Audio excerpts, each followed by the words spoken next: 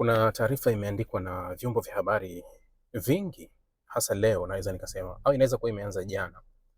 Vyombo vingi vya habari wameandika hii taarifa inayohusu Donald Trump kuidhinisha, na imekuwa rasmi, Marekani wameidhinisha makubaliano ya kuanzisha urutubishaji wa urani process pale Saudi Arabia.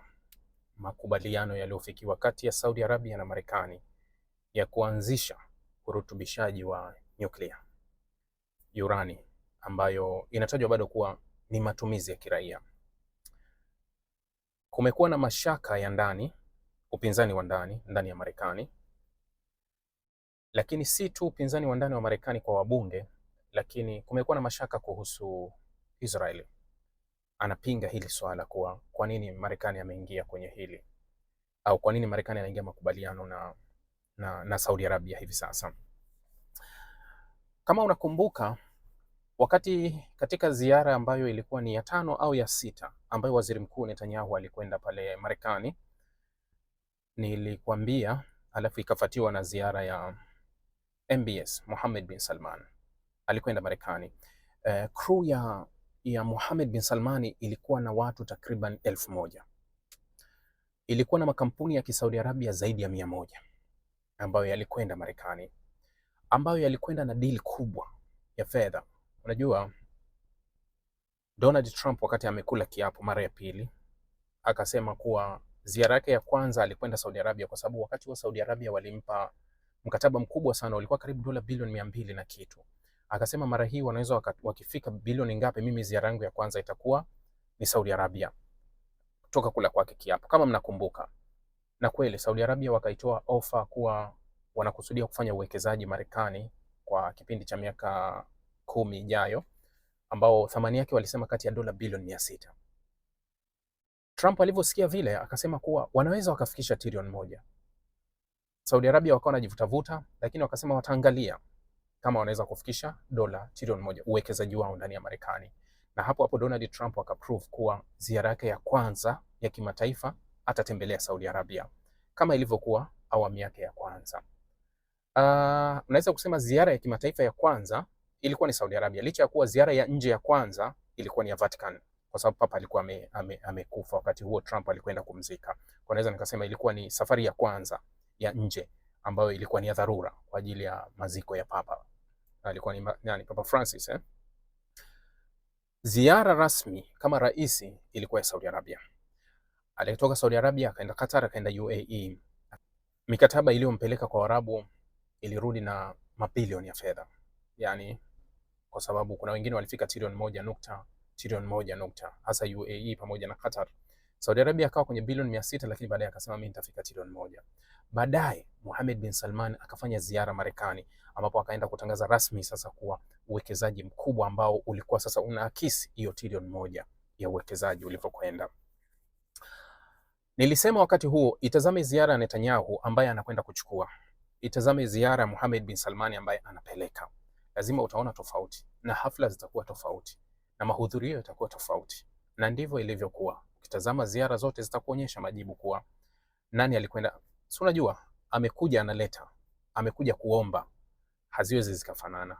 Kwa vyovyote vile kutakuwa kuna tofauti. Sasa tangazo hili lililotangazwa na Donald Trump kuwa Saudi Arabia inaingia makubaliano ya urutubishaji wa urani ya kiraia ambayo yanapingwa ndani ya Israel, yanapingwa ndani ya Marekani na washirika wa Marekani. Baadhi ya wabunge na wafuasi wa Israeli ndani ya Marekani wanapinga kwa hofu, wanasema kuwa mnaweza mkacheza mchezo ambao ulichezeka Pakistan, kuvujisha. Yani wasiwasi wao ni kuwa huenda taarifa zikavuja au huenda urani ikaibiwa kama vile urani ilivyoibiwa Marekani wakati wa utengenezaji wa nyuklia za Israel. Wana wasiwasi huo urutubishaji, lakini tangazo hili linazidi kutoa gap au linazidi kuivua nguo ile kitu kinaitwa jumuiya za kimataifa. Yani inazidi kuzivua nguo kile kitu kinaitwa jumuiya za kimataifa. Leo hii unaweza kusema kuwa swala la nyuklia ambalo lipo kisheria na kimkataba, mkataba wa Umoja wa Mataifa, wanachama wote wa NPT wanayo haki ya urutubishaji ya kiwango ambacho wamewekewa.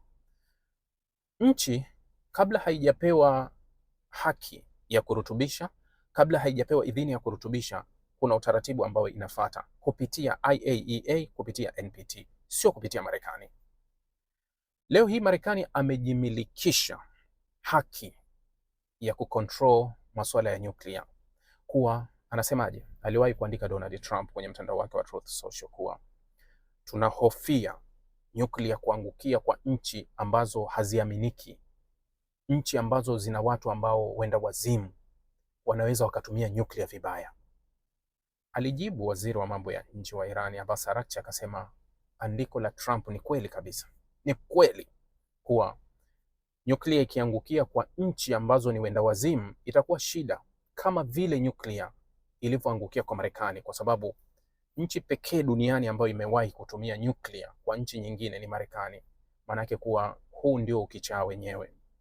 Nadhani kauli hii aliwahi kuitoa pia waziri mkuu wa Italia Giorgia Meloni wakati wanajibizana na Donald Trump kuwa Italia wacha iache Iran imiliki nyuklia, ije ishambuliwe na nyuklia. Na Meloni alijibu akasema kuwa ni Marekani pekee ambayo imewahi kutumia nyuklia duniani, hakuna nchi nyingine yoyote. Maana yake kama unajiuliza nani ambaye hafai kumiliki nyuklia, basi Marekani alipaswa kuwa yeye asimiliki nyuklia. Marekani anatoa idhini kwa Saudi Arabia kuwa watarutubisha. Ni kama unaweza kusema hivi, bwawa limechafuka. Bwawa limechafuka. Hawezi Saudi Arabia awe na haki ya kurutubisha, Irani asiwe na haki. Yaani hapo watapigana milele, iwe kuchonganishwa, iwe kwa vyovyote vile. Lakini hawezi Irani kurutubisha na Saudi Arabia wakarutubisha, UAE akakaa kimya, hali ya kuwa UAE sasa ndio anaweza akafanya vizuri, kwa sababu nyuma yake kuna Israeli. Nyuma kuna Israeli. Misri, Uturuki hawawezi wakakaa kimya kwa haya yanayoendelea, kwa sababu hawawezi wenzao, majirani wao wajijenge, kwa sababu bado tafsiri ya nyuklia inabaki kuwa nyuklia ni silaha ambayo ya kujilinda, self defense unaipata kupitia nyuklia. Haijaondoa hiyo mawazo yao na akili yao. Sasa aliyempa mamlaka Donald Trump ya kuidhinisha nchi fulani iwe na nyuklia, nchi fulani isimiliki nyuklia, kazi ambayo inafanywa kwa utaratibu wa mujibu wa sheria zilizowekwa za Umoja wa Mataifa. Niliposema mwanzo kuwa ulikuwa ni wenda wazimu kwa wajumbe wa Baraza la Usalama kukusanyika kwenda kusikiliza azimio lililopendekezwa na Bahrain na Kuwait pamoja na Marekani kulani kile kinachofanywa na Irani kwenye mzozo wa sasa, au kulani Irani kuwashambulia jirani zake, hali ya kuwa walishindwa kufanya hivyo mwanzo, wakati wanafahamu fika wazi kabisa vita hii ilianzishwa kinyume na mkataba wa Umoja wa Mataifa, ni kinyume na sheria zote. Umoja wa Mataifa ulishaainisha utaratibu wote wa kisheria kuwa fulani akivuka mstari, utaratibu ni upi. Irani hasikii, analetwa kwenye baraza, wanatumwa watu kutoka pale, nchi zinatumwa, fanyeni uchunguzi, tukijiridhisha tutamuonya, kuna hatua hizi tutachukua na hatua hizi, tukishindwa hapa tutafanya hivi. Umoja wa Mataifa utaidhinisha kama tunahitaji kufanya hatua za kijeshi. Umoja wa Mataifa utaidhinisha kuwa yes, hivi sasa Irani alipofika amevuka mstari, vita kaanzisha Marekani. Shughuli ya Marekani baada ya kumshinda inarudishwa kwenye Umoja wa Mataifa. Nyinyi wajumbe mnakutana kufanya nini? Nyinyi ndio mnaoharibu. Sasa Marekani alijaribu kidogo kidogo. Yeye alikuwa ni watu, unaweza kusema kuwa ni nchi waanzilishi wa Umoja wa Mataifa ambao waliitengeneza, wakairasmisha, kuiweka duniani na kuitengeneza katika taswira ambayo ionekane kama vile kweli hawa ni Umoja wa Mataifa na wanashughulika na matatizo ya dunia. Lakini watu wengi walifahamu siku nyingi kuwa maamuzi mengi ya ngazi za juu kabisa ya Umoja wa Mataifa yanaamuliwa na Marekani. Huwezi kuwa katibu mkuu wa Umoja wa Mataifa kama Marekani hawakutaki. Sisi tunayo experience. Dr. Salim Ahmed Salim miaka hiyo, kwa sababu tu alikuwa hayuko upande wa Marekani, akawekewa kizingiti, hakuwa waziri mkuu, hakuwa katibu mkuu wa Umoja wa Mataifa. Kutoka wakati huo Dr. Salim alikuwa ametoka kuwa katibu mkuu wa OAU, wakati huo Umoja wa Nchi Huru za Afrika, kabla ijawa AU. Sasa Marekani walimblock. Leo hii huwezi kuwa rais wa Benki ya Dunia kama Marekani hawakutaki. Huwezi kuwa kiongozi wa juu kabisa wa IMF kama Marekani hawakutaki. Kwa hiyo kadri miaka inavyokwenda, kile kitu kinaitwa UN mwenyewe anajitokeza. Yani kwanza ilikuwa imefunikwa. Yani huyu kondoo, huyu chui alikuwa kavaa ngozi ya kondoo, akiwaaminisha kuwa sio mimi. Sasa kaona kuwa bora atokeze kabisa, yani atokeze, ajulikane kabisa kuwa yani mmiliki huyu ni nani. Ndio maana unaona maamuzi yote yamekuwa vile. Leo hii IMF ukigomana na Marekani huwezi ukopea ukachukua hela, huwezi World Bank wakakusikiliza, huwezi sijui kitu kinaitwa Umoja wa Mataifa watakuwekea kila sheria zote zitapindishwa na Marekani, lakini Umoja wa Mataifa utakaa nyuma kulinda sheria zote zinazopindishwa na Marekani, lakini watataka kukuwajibisha kupitia sheria hizo hizo ambazo wao wameshindwa kuziheshimu. Marekani anatoa idhini kwa Saudi Arabia ya umiliki wa nyuklia, na hili tangazo ambalo limekuwa ni rasmi ndio tangazo ambalo linaashiria kuchafuka kabisa kwa bwawa la Mashariki ya Kati, kuwa hakuna nchi zitavumilia hili, sio Irani. Hata kama Irani walikuwa wameshazungumza na Marekani kwanza, wakaambia kuwa tutashusha urutubishaji wetu tupeleke zero. Nadhani kwenye makubaliano ya Marekani kuanzia mazungumzo ya kwanza na ya pili walisema kuwa tutashusha urutubishaji wake, japo kwa zero walikataa. Wakasema tutaushusha kwenye kiwango cha kimataifa 3.65, sisi tutaiweka chini kidogo, lakini hatuwezi tukaifanya kawa zero. Walisema hivyo. Kwa tangazo la Donald Trump kuhusu Saudi Arabia, Irani wanaondoa ule mstari, tunarudi kurutubisha. Bas iwe hivyo, kwa sababu Saudi Arabia walishasema kuwa ikiwa Irani atamiliki nyuklia, ikiwa atakwenda kwenye nyuklia, na sisi tutamiliki nyuklia. Wakati India inamiliki nyuklia 74 hiyo, Pakistani vichwa viliwauma miaka, wakasema kuwa hata kama tutakufa na njaa ni lazima na sisi tumiliki nyuklia. Wakaja 2000 na ngapi, wakajiachia kuwa tunayo nyuklia. Tangazo la Donald Trump la kuiruhusu Saudi Arabia kufanya hivyo, kwanza si tu tangazo limekiuka utaratibu uliopo wa ulimwengu na sheria za kimataifa, kwa sababu Marekani hakuwa na mamlaka ya kuiruhusu Saudi Arabia kufanya hivyo. Haya mamlaka yako chini ya mkataba wa Umoja wa Mataifa, na utaratibu wa umiliki au urutubishaji wa urani wa Saudi Arabia ulipaswa ufatwe kupitia NPT na kupitia IAEA, sio kwa maamuzi ya Marekani na Donald Trump. Marekani wanahitaji fedha, wanahitaji mabilioni ya fedha.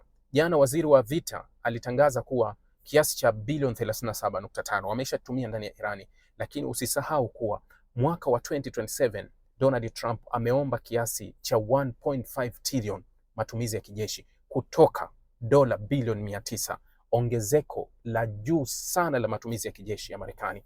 Fedha zinatoka wapi?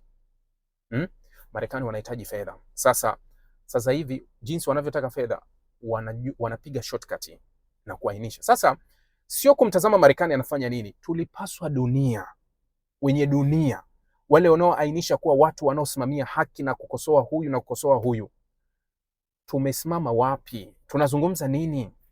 Haya yametokea vipi? Nani anaweza kupaza sauti kusema kuwa hili haliwezekani?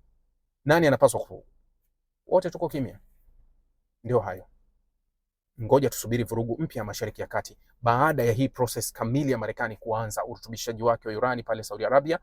Tusubiri na hao wengine watachofuata. Nadhani tangazo litalokuja kufuata ambalo huenda lisisikike au zikaja taarifa za chini kwa chini kuwa huenda UAE wanarutubisha, lakini huenda likaja tangazo la kuwa UAE wanamiliki nyuklia bila yoyote kufahamu hapo, alafu wengine bakini kwenye usingizi, tubaki kuwa ndio hivyo.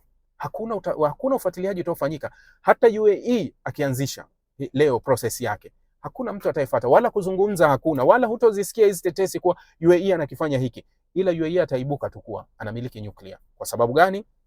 Amechagua upande wao. Wengine sasa watajua, wataamua kipi. Nikutakie kila la kheri, na inshallah tutakuja tuzungumze mara nyingine. Mambo mengi ya kuzungumza yapo. Asante, shukran sana.